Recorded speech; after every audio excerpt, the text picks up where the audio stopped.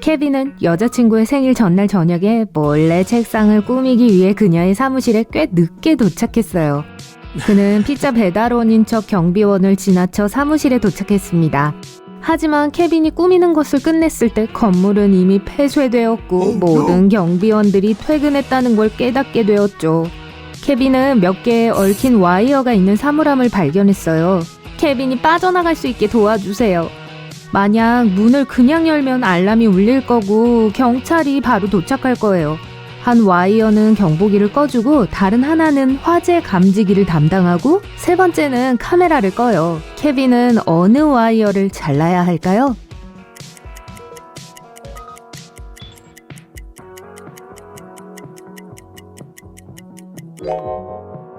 초록색 거요.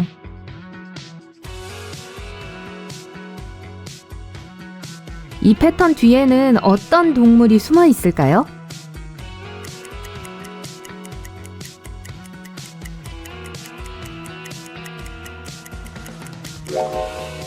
맞아요, 개예요.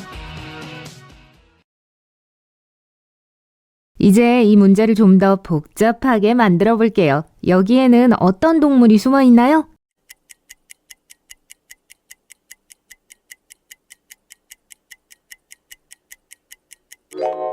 맞아요, 팬더예요.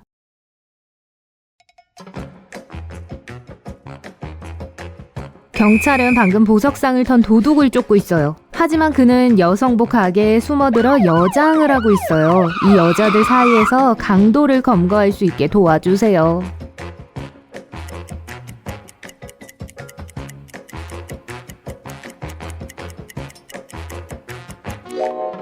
오른쪽에 있는 이 우아한 여성은 도둑이 도주했을 때 신었던 것과 똑같은 운동화를 신고 있어요. 이 그림을 보세요. 어느 동물이 보이세요?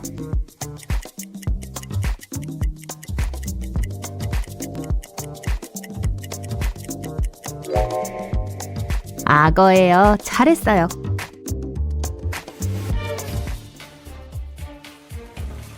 어느 날 에릭은 갑자기 비를 만나 버려진 집에서 비를 피하기로 결심했어요.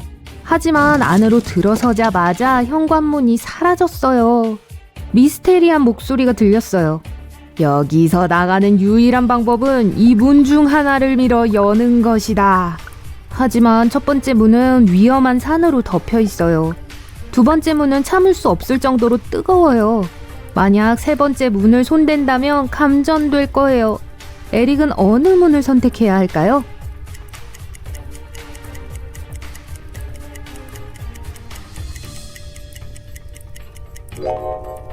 에릭은 고무장화를 벗어 손에 끼워야 해요. 그리고 나서 세 번째 문을 열 수 있죠. 고무가 전기로부터 그를 보호해 줄 거예요. 이 그림엔 다양한 동물들이 있어요. 하지만 똑같은 쌍을 발견할 수 있을까요?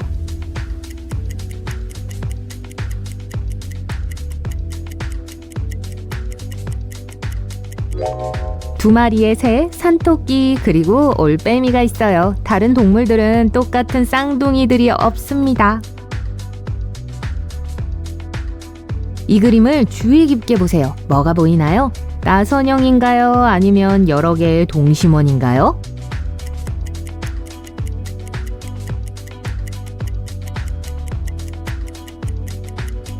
이 그림은 검은색과 흰색의 동심원으로 되어 있어요. 나선형처럼 보이겠지만 그냥 착시현상일 뿐이죠. 눈을 가늘게 뜨고 손가락을 아무 원 주변으로 움직여보세요. 다니엘은 퇴근 후 집에 돌아왔을 때 집에 도둑이 든 걸 알아차렸습니다. 경찰은 강도가 아마 점심시간쯤에 일어났을 거라는 의견을 제시했죠.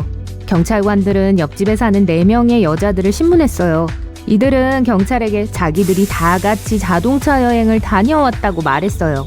그들은 다른 도시에서 돌아오는 길에 펑크난 타이어를 교환하기 위해 멈추어야 했고 결국 밤 늦게 집에 돌아왔다고 했죠. 그랬더니 경찰관들은 여성들을 각각 다른 방에서 신문하기로 했습니다. 그들은 이들의 대답을 듣고 바로 체포했어요. 경찰관들은 어떤 질문을 했을까요?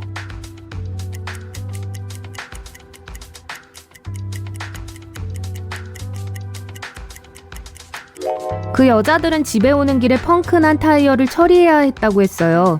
경찰관들이 이들을 각각 신문했을 때 여자들에게 어느 타이어가 펑크가 났는지를 물었어요. 그리고 이들의 대답은 일치하지 않았습니다. 슈퍼마켓 매니저인 마이크는 밤에 하루 매출을 정산하고 있었어요. 갑자기 그의 머리 위에 있던 형광등이 깜빡이기 시작했어요. 마이크는 형광등을 고치기 위해 의자에 올라갔어요. 하지만 등을 만졌을 때 손을 대이고 의자에서 떨어져 한동안 의식을 잃게 되었죠. 정신이 돌아왔을 때 그는 돈이 모두 도난당한 걸 알아차렸어요. 그는 경찰에 전화해 이 이야기를 들려주었어요. 하지만 경찰관이 도착했을 때 마이크는 체포당했습니다. 왜일까요?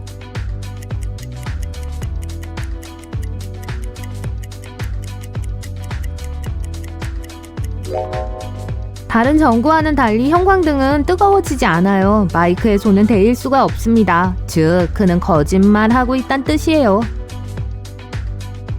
여러분의 공간 추리력을 시험해 볼게요. 이 피라미드를 보세요. 이걸 위에서 보면 어떻게 보일지 알 수 있나요?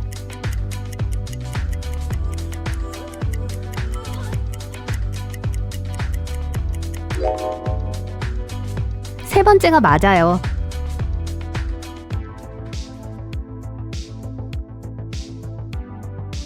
이 모형은요?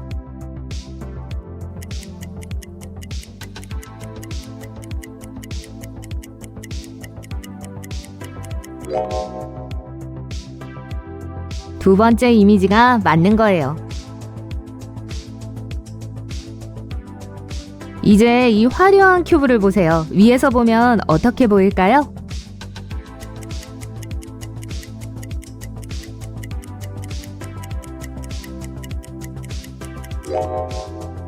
네 번째 변형이 맞는 거예요.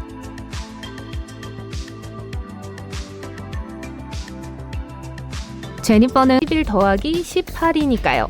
그리고 18 더하기 29는 47로 즉 4와 7이죠. 비밀번호는 2947이에요. 그리고 이게 정답이에요. 문이 찰칵 열리면서 마크는 어둡고 먼지가 많은 복도로 걸어 들어가요. 마크는 갈래길이 많은 긴 복도를 봐요. 마크의 임무는 자신이 어느 방향으로 들어가야 하는지 알아내는 거예요. 하지만 그렇게 어렵지 않아요. 그는 사실 벽에 그림이 있는 미술관 안에 있어요. 매번 돌 때마다 두 장의 그림을 볼 수 있어요. 마크는 원작 그림을 따라가야 해요. 이걸 구분하기 위해선 여러분의 도움이 필요해요. 자, 첫 번째입니다. 어느 게 원작이죠?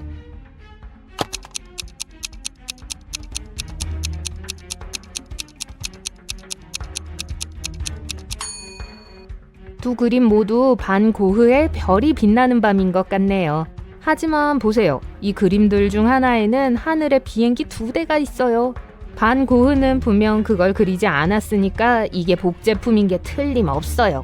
그러니 마크는 다른 쪽을 선택하는 게 좋겠어요. 또 한 번 또 다른 선택이에요. 이번에는 요하네스 베르메르의 진주 귀걸이를 한 소녀예요. 어느 게 원작이죠?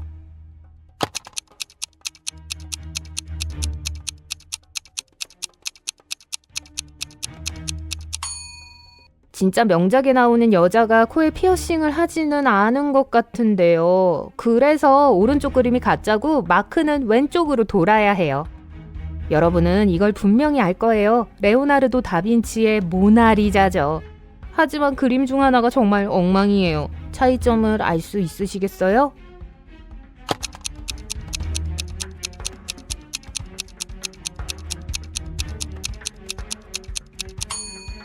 보세요. 오른쪽 그림에서 여자 등 뒤에 있는 도로에 차가 있는 게 보일 거예요. 마크는 왼쪽으로 돌아가야 할 것 같아요. 이것은 살바도르 달리의 기억의 지속이에요. 어느 게 복제품이죠?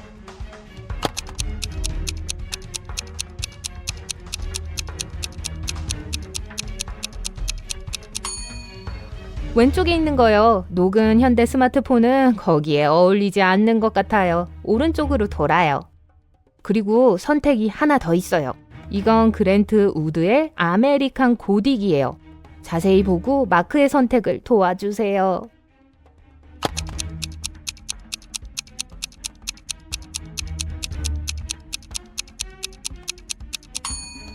오른쪽 그림 속 남자는 손가락 마디에 문신을 하고 있는데 이게 가짜예요. 그래서 마크는 왼쪽으로 돌아야 해요. 세 친구는 서로 멀지 않은 곳에 살았고 함께 커피를 마시기 위해 종종 만났어요. 그들의 이름은 블루씨, 레드씨, 화이트씨였어요. 어느 날 그들은 코트 아래 다른 색의 코트를 입고 있단 걸 알아차렸어요. 빨강, 파랑, 그리고 흰색. 블루씨가 말했어요. 안녕하세요, 화이트씨. 우리 모두 실제 이름과 다른 색을 입고 있다는 걸 눈치챘나요? 하얀 셔츠를 입은 남자가 대답했어요. 와, 맞네요.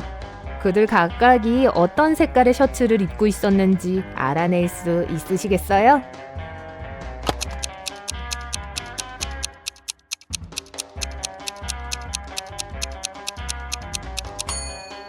블루씨는 흰색 또는 빨간색만 입을 수 있어요. 하지만 우리는 이미 다른 사람이 흰 셔츠를 입고 있다는 걸 알게 되었잖아요. 그건 블루씨는 빨간색 셔츠만 입을 수 있다는 걸 의미하죠. 그리고 화이트씨는 파란색 또는 빨간색 셔츠만 입을 수 있어요. 근데 빨간 셔츠는 이미 밝혀졌죠. 그러니 화이트씨는 파란 셔츠를 입고 있어요. 그럼 레드씨는 흰 셔츠를 입고 있겠네요. 제시카, 메리, 올리비아 세 여자는 쇼핑을 하러 갔어요. 2명은 임신했고 1명은 수박을 훔치려 하고 있어요. 여러분은 누가 수박을 숨기고 있는지 알 수 있나요?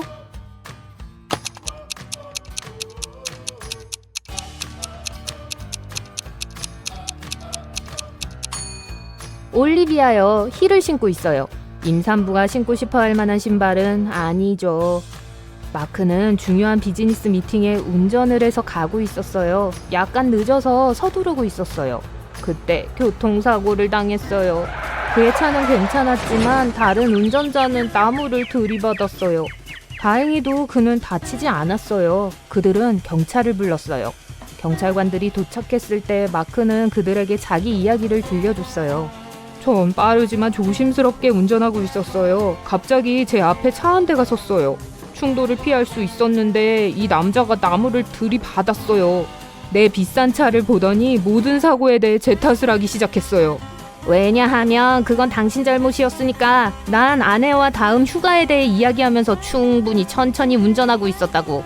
그런데 갑자기 당신이 나타났잖아. 경찰관들은 그 사고의 책임이 누구에게 있는지 이해했어요. 여러분도 알아낼 수 있으시겠어요?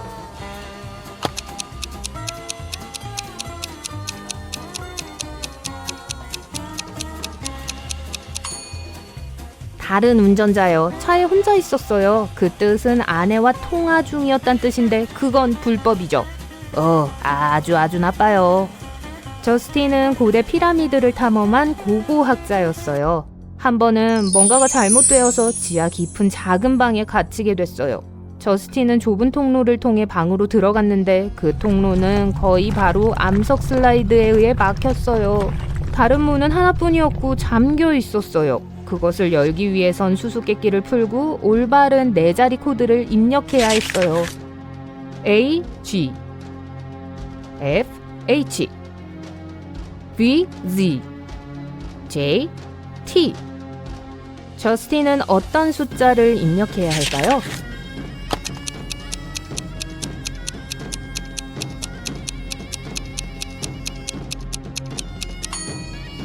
코드의 각 자릿수는 수수께끼 글자 사이에 있는 알파벳의 글자 수예요. 그래서 코드는 5139예요. 스티브는 차를 몰고 일하러 가는데 중요한 서류들이 있는 폴더를 집에 두고 왔다는 걸 깨달았어요. 집에 들어갔을 때는 오전 9시였어요. 같은 순간 그는 유리가 깨지는 소리를 들었고 한 남자가 뒷문으로 나가 빨간 차로 달려가는 걸 봤어요. 스티브는 번호판 숫자를 몇 개만 볼 수 있었어요. 그는 경찰에 전화를 걸어 일어난 모든 일을 말했어요. 그들은 시간을 낭비하지 않고 그 남자를 찾으러 갔어요. 10분 동안 수색한 후 카페 근처에서 비슷하게 생긴 차를 발견했어요. 그곳에 들어갔을 때 그곳에는 오직 한 명의 손님만 있었어요. 경찰관 중 한 명이 그에게 다가갔어요. 저거 당신 차예요? 20분 전에는 어디 계셨죠? 손님이 대답했어요. 네, 제 차 맞아요. 하지만 전 1시간 넘게 여기 앉아 있었는데요. 경찰관은 즉시 그를 체포했어요. 왜죠?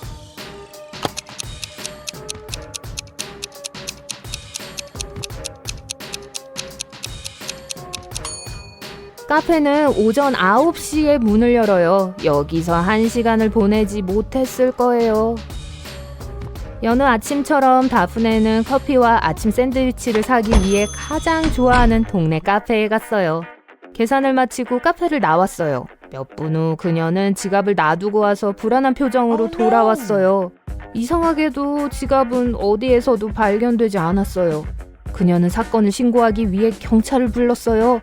아무도 가게를 떠나지 않아서 도둑은 경찰관이 도착했을 때 여전히 그곳에 있었어요. 그는 모든 사람들을 신문하기 시작했어요. 캐셔인 제니는 다프네가 단골 손님이고